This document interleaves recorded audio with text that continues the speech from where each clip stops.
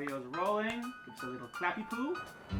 In this video, I'm going to show you everything I bring backpacking and how I pack it. If you've been following my channel for a while, you know that in the past year, a ton of my backpacking gear has changed. That's primarily because I left REI, and that kind of opened up my horizons to a whole world of small brands and other brands that REI doesn't carry, and a lot of that gear has made its way into my core backpacking kit. So I figured, since it's been a while since I've done a video like this, now was a great time to redo my what's in my backpacking kit video and show you everything that I carry as well as how I pack it.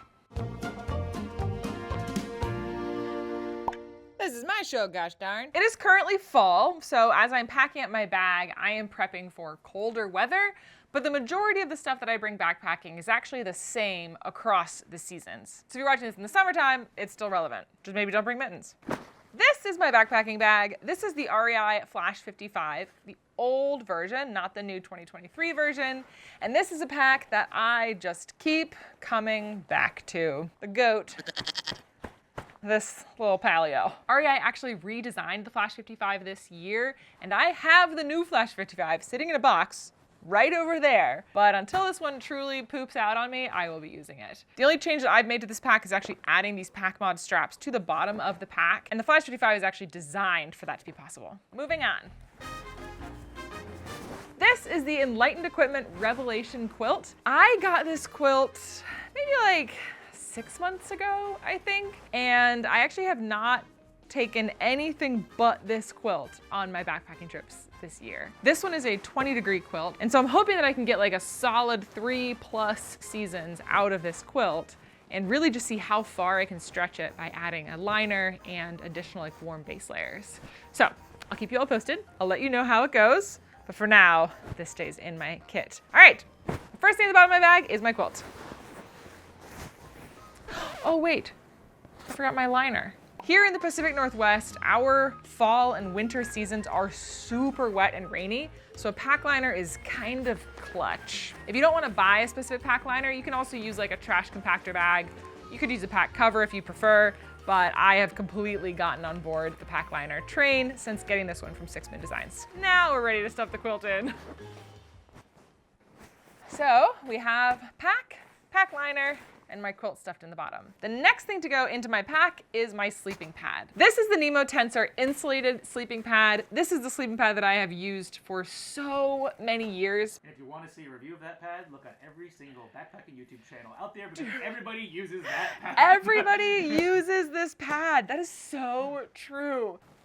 I actually have a brand new Nemo sleeping pad that's on its way to me right now, and that is the Nemo Tensor Extreme. The Tensor Extreme is a super insulated, winter-rated sleeping pad, and I'm really excited to try that in conjunction with my quilt. But for now, and for the vast majority of the year, the Nemo Tensor Insulated is my favorite sleeping pad. Boom.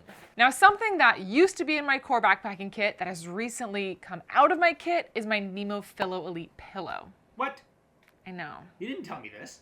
Yeah. I love my Nemo Pillow Elite pillow so much, but since I have switched over to using a quilt, I've been struggling with trying to find a pillow that stays in place the way that the Pillow Elite like fit inside my Nemo sleeping bag and stayed in place. So my alternative pillow has actually been a combination of my buff and my jacket. I will essentially stuff my jacket into my buff and just put that behind my neck at night. If you are a quilt user and you have a recommendation on a pillow that works really well with a quilt and sleeping pad, please let me know in the comments below because I've totally fallen in love with that sleep system.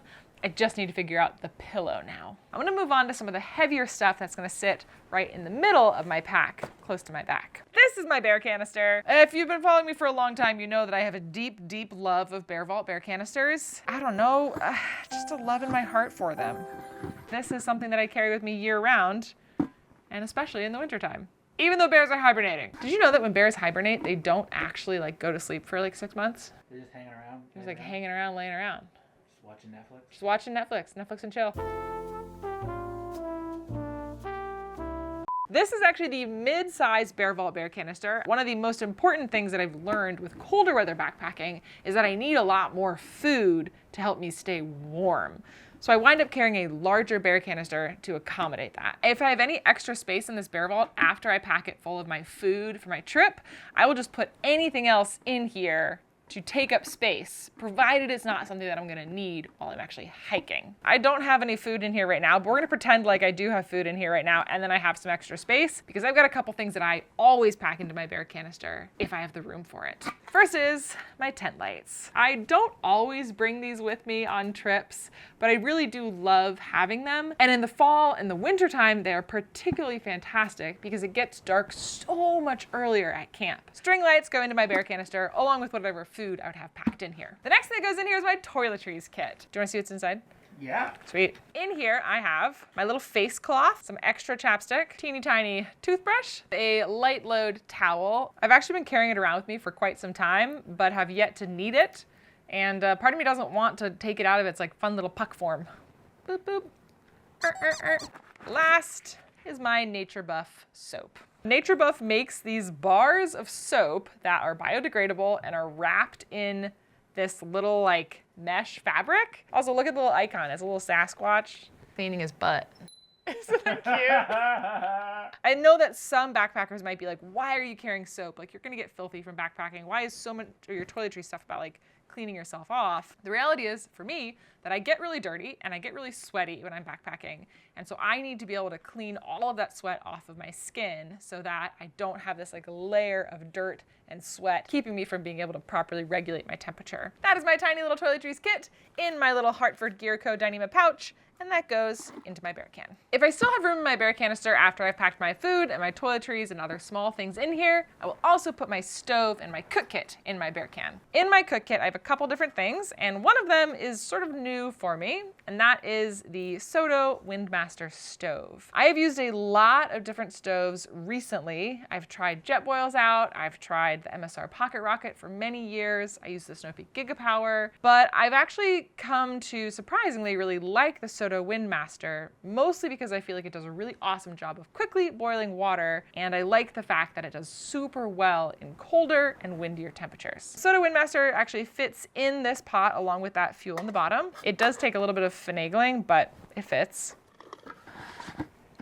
So I'm putting my bear canister in sideways, like this, so that the lid is on one side of the pack, the bottom is on the other side of the pack. And I want it to be sitting really close to the back of my pack where the frame is. So next thing that I do is I try and pack as much stuff as possible around this bear canister to really hold it in place. This is the Apex Torrid jacket from Enlightened Equipment. This is a jacket that I got at the beginning of this year. It was one of the very first ultralight items that I got, and I have just fallen absolutely in love with this jacket. I am packing this in around my bear canister to really try and hold my bear canister in place.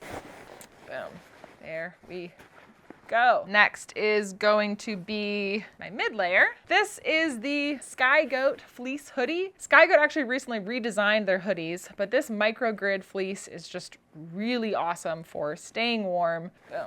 Okay. There we go. HP. Now, there's only one more thing that I pack on the inside main body of this pack, and that is my shelter. You all actually have not seen me use this shelter yet because I haven't had a chance to take it out on a trip, but I am super excited to show you what's going in next. Ready? This is the Durston X Mid 2 tent. Oh my God, okay, it's happening. If there is a popularity contest out there in the world of backpacking, the Durston X Mid 2 is like the most popular tent. Highly coveted, people want this tent. People rave about it. YouTubers make entire videos about this tent, and I finally got my hands on one. It is not a freestanding tent. As you can see, there are no poles in here. It is just this soft, squishy tent. I am packing the Durston X Mid 2 in my pack right now because I'm gonna take this out on its virgin voyage. Virgin voyage? Yeah. Maiden voyage. I'm a little excited and a little bit nervous to use this tent. Stay tuned to the channel if you want to see this Durston tent in action. I will be filming some content with it in the coming weeks. Now I'm on to packing the outside of my bag. So let's start with this big stuff pocket on the outside. I have my Patagonia Torrent Shell 3-layer rain jacket. All other times of the year, I have been using an umbrella instead of a rain jacket, but I think that now with temperatures getting a little bit colder, the rain jacket has to replace the umbrella. 2 more things that I'm gonna put in this stretchy pocket on the outside, my liner gloves and my buff. This is actually a wool buff. Depending on the temperature of the season, I will often bring a lighter buff, something that's designed to help wick sweat. Right now we're doing the wool buff. Boop. Okie dokie artichoke. Moving on. Next, I want to show you how I pack my water filter and my water bottles. So I have here my Sawyer squeeze filter, my Knock Outdoors 2-liter pouch, my Knock 1-liter water bottle, and a 1-liter Nalgene. This water bottle is fantastic because it's very light, it's collapsible, it works in conjunction with my Sawyer squeeze filter, but the Nalgene is amazing, particularly in the wintertime, because I can actually pour boiling water into this Nalgene and use it as a little space heater in my quilt at night. Excuse me. Boop. For me, one of the most awesome things about carrying a Nalgene when I am backpacking in colder temperatures is using this with hot water and one of my chocolate salt packets from LMNT. What makes LMNT so unique is that it has 1,000 milligrams of sodium, it has potassium and magnesium, and no sugar. So you wind up with something that helps you replenish all of those essential electrolytes without it being overly sweet, but still tasting absolutely delicious. If you haven't yet tried LMNT, you can actually go to the link below, which is drinklmnt.com/Miranda Goes Outside. Place an order there and you'll get a free sample pack of all of their flavors, including the chocolate salt. We can all just drink hot cocoa together. I'm a big fan. Yeah, you probably know that already. If you've been watching this channel for a while, you're like, we get it, Miranda, you love LMNT. But the thing is, that I really cannot recommend this enough. And I feel like when something has been so beneficial to me, it's hard to not share that love with all of you and with other people that I meet. Wow, it just got really rainy. Yeah, rain is pounding. Whoa. Rain interlude.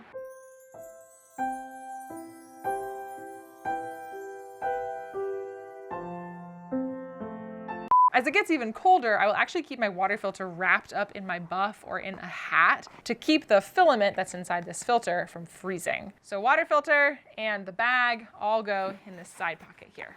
Moving right along. Can I chuck this out of the way? Can I javelin this out of the way? Don't throw. You're like a child. You have no knowledge of the consequences of your actions. No one got hurt. I'm getting down to the last few things that I pack in my bag. The next thing is my poop kit. My very, very, very, very favorite poop kit. I feel like I've talked about this so much, you probably know what's about to come out of here, but we're gonna do it anyway. My Bogler Co. ultralight trowel, the Happy Bottom bidet. I've tried other bidets, but no bidet will satisfy me the way that the Happy Bottom does. Please don't say it like that. I don't love using a bidet when it gets really cold because really cold water on your bum is not super comfy, but I just am so addicted to bidets that I can't help it, so. And then just in case I have a really messy poo or something, I also have a little baggie with toilet paper in it. And that is my poop kit. And I put this in the side pocket where it is easy to access. This is kind of a new-ish thing for me, and I'm still not convinced on it, but it has been really handy. And that is my pee funnel. So this is a pee funnel that's designed to like cup around your bits and then you pee in it and then the pee gets funneled out away from your body. I don't know how to talk about this. I don't have to squat to pee, I don't have to take my pack off, I can just essentially step off the side of the trail and take a whiz. Now I keep my pee funnel in this little mesh bag from REI, and then this is clipped to a carabiner that is then also clipped to my Cool-A-Cloth. Even when I'm using the pee funnel, I still use the Cool-A-Cloth to like dab myself dry because I just don't like the feeling of having even like a few drops of pee in my pants. I clip my Cool-A-Cloth and my pee funnel to the outside of my pack on this little loop, but I know that there are some people who actually attach their Cool-A-Cloth to like a retractable cord so they can grab it and use it and then retract it back onto their pack. So people get really innovative with peeing outside. There's really only 2 things that I pack in the brain of my pack, and that is my headlamp and my first aid kit. I have all sorts of stuff in here, KT tape, Band-Aids, medications that I often use. The reason I keep this in the brain of my pack is that this is something I need to be able to have easy and quick access to at any point on the trail. It's an emergency thing, you know? It's like ideally I don't need it, but if I do need it, I want to be able to get to it very quickly. So brain in my pack, best spot for that. And then my headlamp. So my headlamp is actually a night core headlamp, And this is another piece of ultralight gear that I got and I thought I would hate, but I've actually kind of fallen in love with. So this Nitecore headlamp has a stretchy bungee cord as the strap on the headlamp. The lamp itself is really, really simple. There's only 2 buttons on it. So you press and hold this. If I press it again, it'll get brighter and then dim again. And if I press the mode button, it cycles through the 3 different modes. This is a rechargeable headlamp, so it does have to be plugged in to be charged. Now, if I was going on a super extended trip, if I was doing the AT or something, I would probably not want to use a headlamp that's rechargeable. I'd probably prefer a headlamp that uses batteries. But for my purposes, this rechargeable light from Nitecore is fantastic. Okay. Getting down to the end here. The next thing to pack on my bag is this 1/8-inch thick Gossamer Gear pad. I've used this for all sorts of things. I have used it as a sit pad where I'll like roll it up. I can also lay it out flat when I get to camp and have a solid surface for organizing my gear. It is, as some people have pointed out, rather fragile. There's a pretty large hole in the top of it that I repaired with some tenacious tape. This is not a sleeping pad that's designed to be used on its own. This isn't adding any warmth to my sleep system. This is purely a layer of protection, just as like comfort. Just as a comfort, that's it. This is purely comfort. Now I strap this sleeping pad on the bottom of my pack, and that is what these straps that I added to the pack are for. So I'll just strap this on the outside, boom, and tighten it down. Ta-da! I really think that Gossamer Gear should make these in like bright, fun colors. That would be so rad.